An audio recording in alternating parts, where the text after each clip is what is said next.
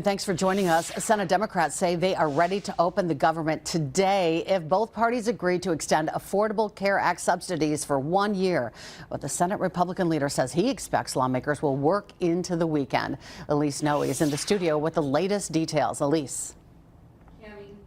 Cami, a lot happening today in Washington and across the country. Lawmakers are on the Senate floor speaking right now ahead of an expected vote on the updated funding bill. The deal from Senate Democrats would simply keep current law in place, meaning those ACA subsidies would not expire until the end of next year.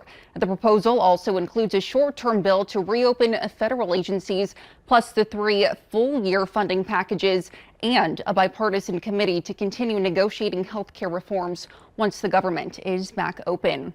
Meanwhile, the U.S. Ag Department is notifying states that it's working toward paying November SNAP benefits in full compliance with a judge's order. It comes as the Trump administration appeals that ruling, saying there isn't enough money left in the contingency fund to make the payments.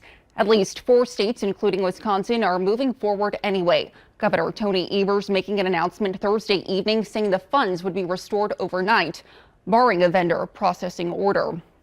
Now, also impacted by the record-long shutdown, air travel. This is a look at flights in and out of Austin's Straubel Airport. Just a couple of delays right now, but we did see at least 1 flight in and 1 flight out canceled earlier today.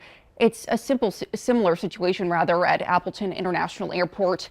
A 4% reduction in domestic flights at 40 major airports nationwide took effect today. The Department of Transportation says the cuts are meant to relieve pressure on air traffic controllers, many of whom have been working without pay and mandatory overtime.